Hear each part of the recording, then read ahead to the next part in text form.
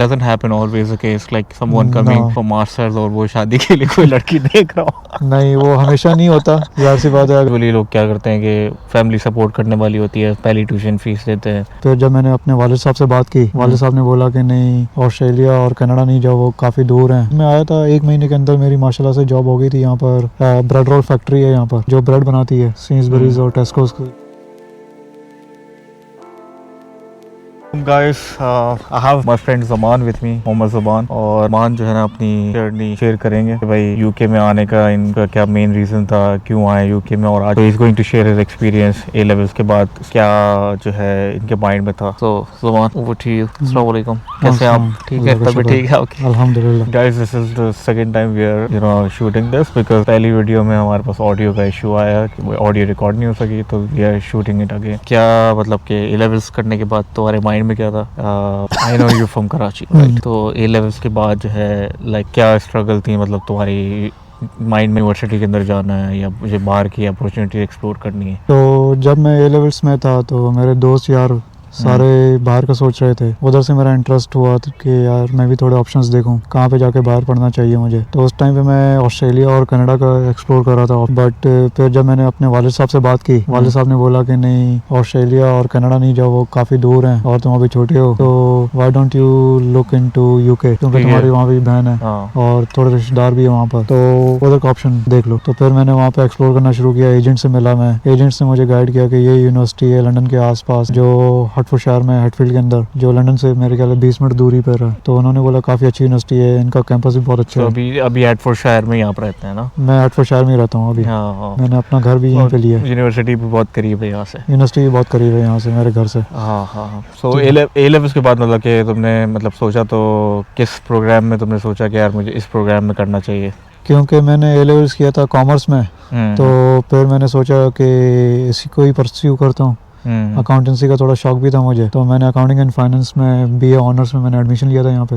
फिर मैं यहाँ पे हटफोर्डशायर में आया था 2012 के टाइम। तो जब तुम अप्लाई कर रहे थे तो ऑब्वियसली तुम्हारी अपनी रिसर्च थी या तुम मतलब एजेंट के थ्रू? यूजुअली लोग एजेंट के थ्रू जाते हैं, कुछ लोग यूजुअली जो है खुद रिसर्च करके अप्लाई करते हैं और फिर यूनिवर्सिटी में उनको एक्सेप्टेंस मिल जाती है। थोड़ी मेरी अपनी रिसर्च भी थी। उस टाइम पे मैं अपनी यूनिवर्सिटीज़ में अप्लाई भी कर रहा था, पर मुझे इतना कोई खास रिस्पॉन्स नहीं आ रहा था। यहाँ तो मुझे कोई सही इन्फॉर्मेशन नहीं मिल रही थी, तो फिर मैंने एजेंट को अप्रोच किया था उस टाइम पे। उधर से फिर मैंने एजेंट के थ्रू मैंने अप्लाई किया था हटफोर्डशायर के अंदर। हटफोर्डशायर के अंदर मेरा एडमिशन हुआ था 2012 के इनटेक में। 2012 के अंदर? 12 के अंदर। तो फिर 2012 में मैं यहाँ पर आया था। ए लेवल्स कहाँ से किया था? ए लेवल्स मैंने किया था फाउंडेशन पब्लिक स्कूल से, कराची से। ओके। ये फाउंडेशन अच्छा नाम है। मतलब आए थे 3 साल का बैचलर्स था 3 साल का। और उस टाइम पे मैं आया था। मतलब उस टाइम में यूजुअली लोग क्या करते हैं कि फैमिली सपोर्ट करने वाली होती है, पहली ट्यूशन फीस देते हैं। जैसे मेरे वालिद साहब ने मुझे पहली ट्यूशन फीस दी थी। उन्होंने बोला कि मैं पहले सेमेस्टर की फीस दे देता हूँ आपको, आप जाओ। और पहले 6 महीने का खर्चा दिया था मुझे वालिद साहब ने माशाल्लाह से। तो फिर मैंने वहाँ से अपनी जर्नी स्टार्ट की थी, यूके आया था। फिर मैंने पहले 6 महीने जॉब ढूंढने की कोशिश की, अपना ड्राइविंग लाइसेंस सॉर्ट आउट किया।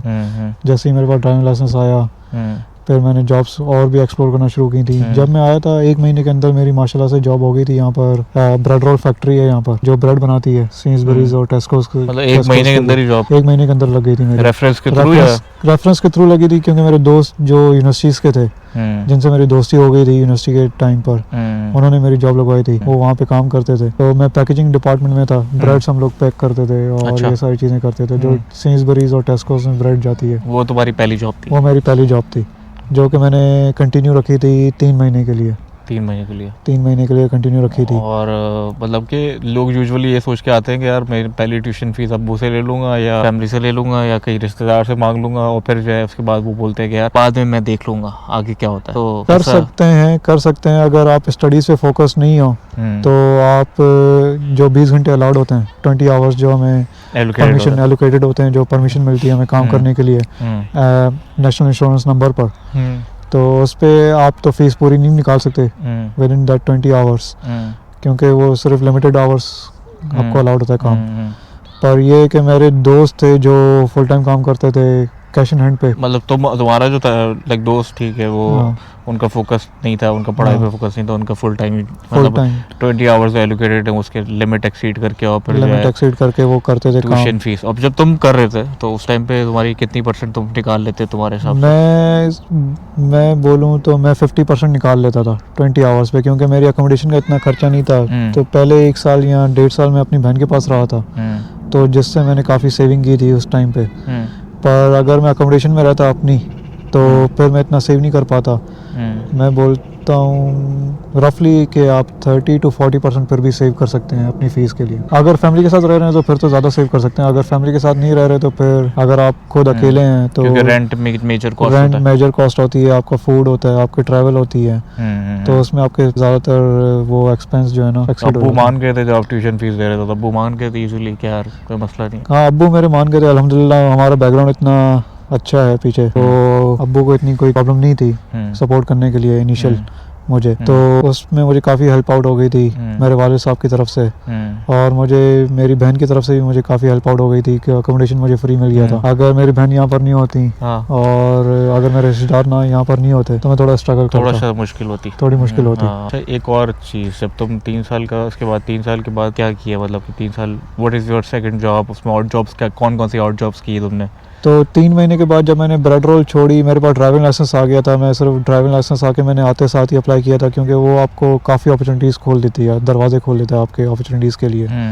ड्राइविंग लाइसेंस अगर आपके पास हो तो आप डिलीवरी जॉब्स भी कर सकते हैं। पर मैंने सेंसबरीज में ज्वाइन किया था as a customer assistant night shift में।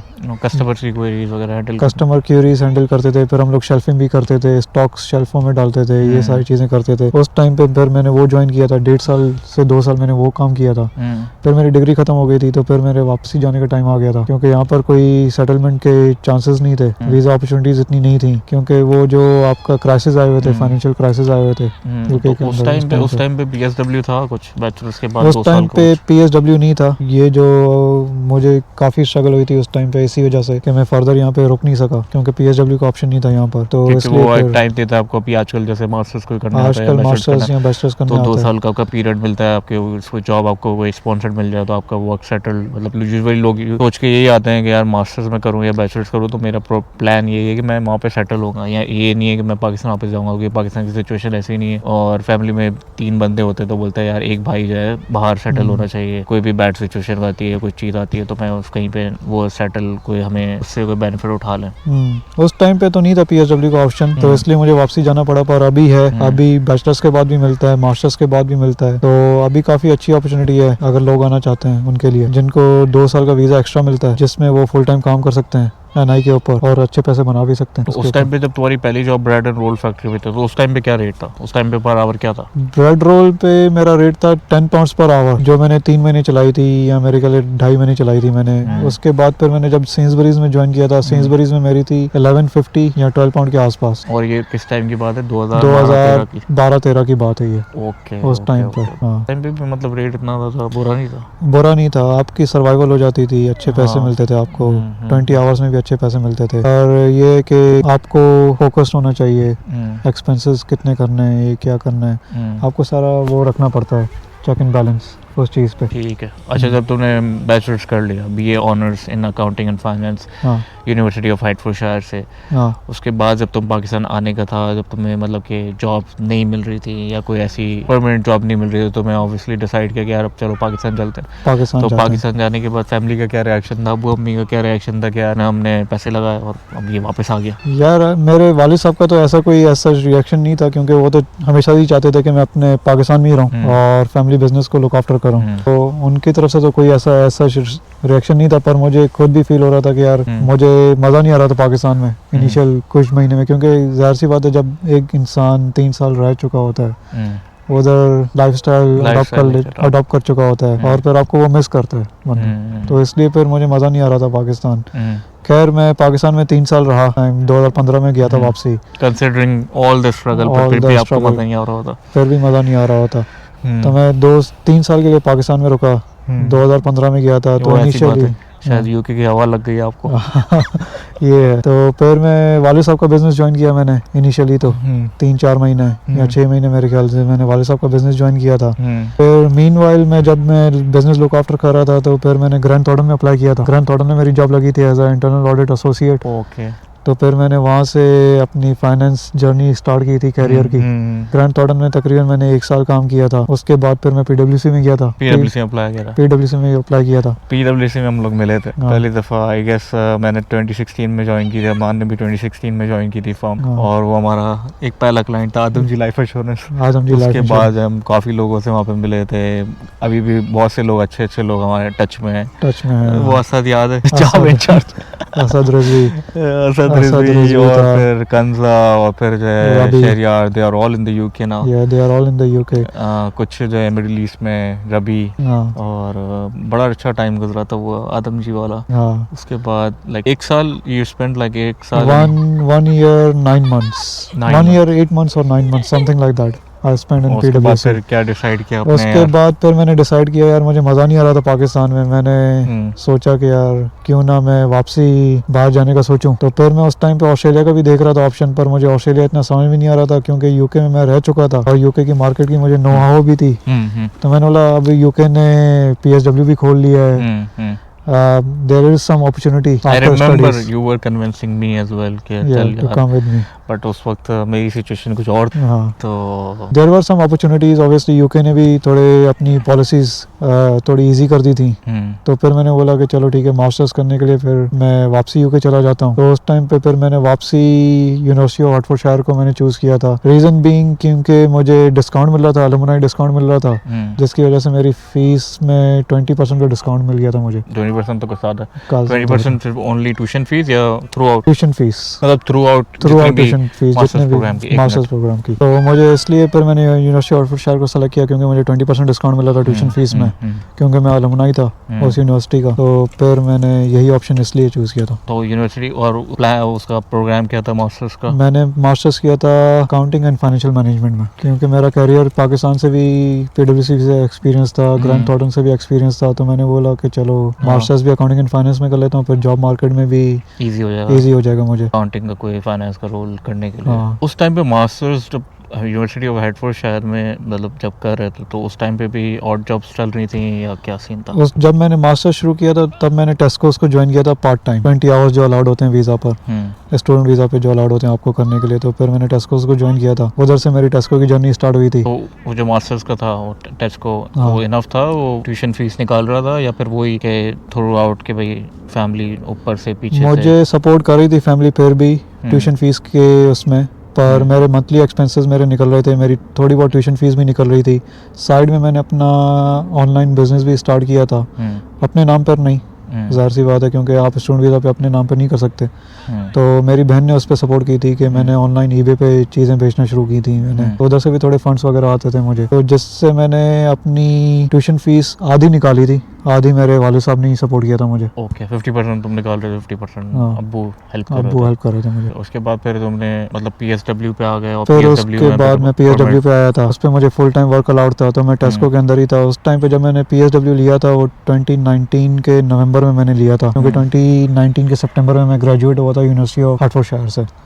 जब मैंने PSW लिया तो फिर जाहिर सी बात है 1-2 महीने मैं टेस्को में लगा रहा था जब तक मैं मुझे कोई दूसरी अपॉर्चुनिटी मिले फाइनेंस के अंदर। पर जब तक मुझे अपॉर्चुनिटी मिलती तब तक कोविड आ चुका था 2020 के जनवरी कोविड में। के तो बहुत गंदे हालात, कोविड जॉब में मार्केट ब्लॉक हो गई थी, पूरी जॉब मार्केट ब्लॉक हो गई थी, कोई कंपनी रिक्रूट कर नहीं रही थी, जो रिक्रूट कर भी रही थी वो अपने बंदे निकाल रही थी, ले ऑफ ज़्यादा हो रहे थे। तो इस वजह से फाइनेंस में मुझे कोई जॉब नहीं मिली थी उस टाइम पर। उस टाइम पे कोविड के टाइम पे कौन सी जॉब चल रही थी? मेरे कोविड के टाइम पे टेस्को की जॉब कंटिन्यू रखी थी मैंने। उस टाइम पे मैं कस्टमर, जब मैंने ज्वाइन किया था टेस्को में as a customer assistant join किया था। फिर जब मेरे पास PSW आ गया था तो मुझे टेस्को ने अपॉर्चुनिटी दी थी to be a supervisor, shift leader. तो उससे मेरी वेजेस भी थोड़ी इंप्रूव हुई थी, की वजह से मेरी इनकम थोड़ी बेहतर हो गई थी। बट ऑब्वियसली वो टेस्को बंद नहीं कर सकते थे, ग्रोसरी स्टोर था बेसिक एसेंशियल्स के लिए। टेस्को यूके का नंबर 1 सुपरमार्केट है। Mobile is there, Tesco bank is there, टेलर भी है, they supply to other supermarkets as well, they have their own manufacturing manufacturing as well. So you kept your job Tesco in वाली, Tesco's, yeah. during COVID During times, COVID time. difficult times. सही है. Difficult time. So meanwhile, while I was working in Tesco's, I got couple of opportunities to develop myself within Tesco. So I moved into the management side where I was looking after the store operation, the whole store operations and managing the operation. That's all about it. टेस्को वाला जो role था वो permanent role था, like masters करने के बाद PSW, how did it help you to get settled? Did you have like, did you go for another route masters के बाद? जब मेरा PSW खत्म होने वाला था तो टेस्को ने मुझे बोला था कि if you don't have a visa, obviously we can't continue your job because you have to have a full-time working visa. So I said like obviously I don't have the visa at the moment, but when I was in university, like मेरी wife भी university में मेरे साथ ही थी. मेरी wife तो नहीं थी पर खैर there was a girl, we were in a relationship. तो अब माशाल्लाह से हम दोनों की शादी भी हो गई है. तो वो UK नेशनल थी. मैंने एक और अपॉर्चुनिटी देखी थी जब मैं PSW पे था. यूनिवर्सिटीज उस टाइम पे ऑफर कर रही थी एंटरप्रेन्योर वीजा. अगर आपके पास एंटरप्रेन्योर वीजा ऑफर कर रही थी, अगर उसमें आपको कोई आइडिया पिच करना होता है, उसमें आपको कोई आइडिया पिच करना होता है, आपको बिजनेस आइडिया लेके आना होता है, तो आपको यूनिवर्सिटीज स्पॉन्सरशिप देती है 2 साल के लिए फर्दर कि आप उसमें अपना बिजनेस रन करें. If the business is successful then they extend the visa for 3 more years and then after that you can apply for ILR. But उस ऑप्शन पे जाने से पहले ही मुझे ये था कि अब मुझे शादी तो करनी ही थी और मेरी वाइफ भी मेरे पीछे पड़ी हुई थी काफी अरसे से कि why we are delaying it, just do it. तो फिर अपने अब्बा अम्मा से मैंने इजाजत ली. उन्होंने जब इजाजत दे दी तो फिर मैंने यहाँ पर अपनी मैरिज फाइल कर दी थी. तो उसकी बेसिस पे मैं डिपेंडेंट हो गया था अपनी वाइफ के ऊपर. तो उस पे मुझे स्पाउस वीजा मिल गया था. इसकी वजह से मैं फुल टाइम काम कर सकता था. फुल टाइम ऑब्वियसली कोई रोल कर सकता हूँ without any having sponsorship in place. मेरे पास ऑप्शन था एंटरप्रेन्योर वीजा का. doesn't happen always a case like someone coming for masters और वो शादी के लिए कोई लड़की देख रहा हो. नहीं, वो हमेशा नहीं होता. जाहिर सी बात है, अगर आपकी किस्मत अच्छी है तो फिर हो सकता है.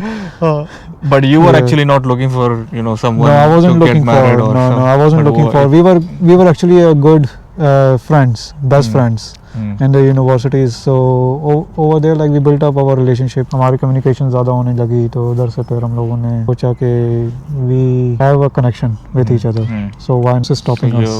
I can say that your wife, a woman, is behind your success. कह भी सकते हैं, नहीं भी कह सकते, पर ये कि अपनी मेहनत भी है. जाहिर सी बात है जॉब्स वगैरह में और यहाँ पे सारे प्लान्स वगैरह करने के लिए. इसमें बुरी बात तो कोई नहीं है. जाहिर सी बात है वाइफ आपकी हेल्प करती हैं. जाहिर सी बात है. The advice like you have for, you know, people who are, बहुत से लोग हैं जो पाकिस्तान से निकलना चाह रहे हैं, वो you know सोच रहे हैं कि यार BS करने के लिए, ग्रेजुएट करने के लिए, ग्रेजुएट होने के बाद कोई भी BCom या कुछ भी BS का कोई यूनिवर्सिटी से प्रोग्राम करके 3.5 साल 4 साल बाद जो है ना मास्टर्स के लिए जाएं या ऐसी कोई चीज़ करें. What is the advice you have for those people? Like I said, like UK has always been a land of opportunities. यहाँ पे अपॉर्चुनिटीज आती रहती हैं. ऐसा नहीं है कि UK दरवाजे हमेशा बंद कर देता है. कुछ टाइम पीरियड के लिए थोड़ी सख्ती करता है. There is always an opportunity. There is always a new way to settle down over here. तो मास्टर्स करने के लिए आए, बैचलर्स भी करने आ सकते हैं. अभी PSW के ऑप्शंस खुले हुए हैं और अभी इनकी शॉर्टेज ऑक्यूपेशन लिस्ट भी है. अगर आप उसी फील्ड्स में डिग्री करते हैं जैसे IT हो गई, कंप्यूटर साइंस हो गया, इंजीनियरिंग हो गई,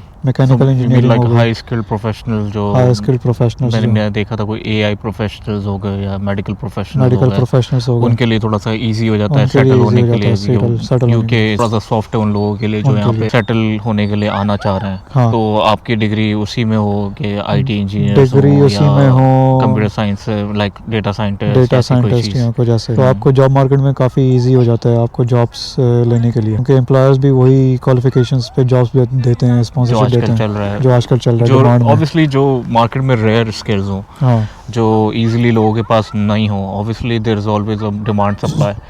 जहाँ पे सप्लाई ज़्यादा होगी तो जाहिर सी बात है डिमांड भी कम होगी. जहाँ पे डिमांड ज़्यादा है सप्लाई कम है तो आपकी इजी हो जाएगा उस रोल में जाने के लिए.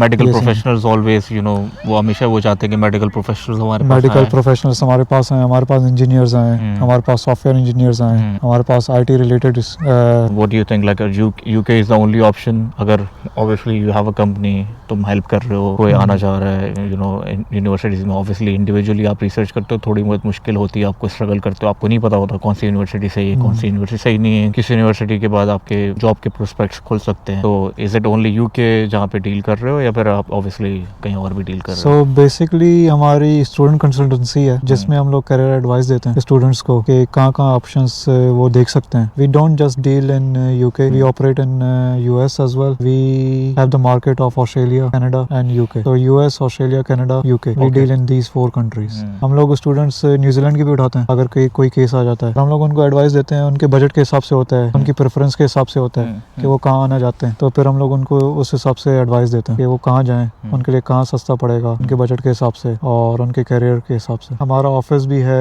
यूके में भी ऑफिस है हमारा दुबई में भी ऑफिस है हमारा कराची में भी ऑफिस है Good. So, if you guys want some help, getting into universities or, sort of consultancy in terms of where you want to move, Australia, it could be either Australia, UK, or US, or New Zealand maybe. So, happy to refer to you to Zaman. These guys can help you in terms of you want to relocate, or you're in a process of planning. Okay, मेरा A levels हो गया, मेरा inter मैंने कर लिया. Now I want to move to outside Pakistan in terms of getting an education from there. और आपके क्या, obviously किस universities में आपके prospects ज़्यादा हैं कि आप मूव कर पाए इजीली जॉब के प्रोस्पेक्ट से लेके ऑब्वियसली हर किसी को सेटल होना है पाकिस्तान की सिचुएशन इतनी अच्छी नहीं है कि आप ये सोचो कि यार मुझे पाकिस्तान में रहना है I understand your concerns and I understand your queries where you coming from और मुझे को बहुत सी क्वेरीज ये आती हैं कि यार ACCA is not what about other profession. So that's why I made this video for you guys to understand the whole process of his journey because he's from a background, non-ACCA background. So he can probably have, और बाकी आपको कोई help चाहिए तो you can always reach out to me, you can always reach out to Zaman और फिर देखते हैं इंशाल्लाह कैसे आता है. Thank you, इंशाल्लाह. Zaman. Thank you.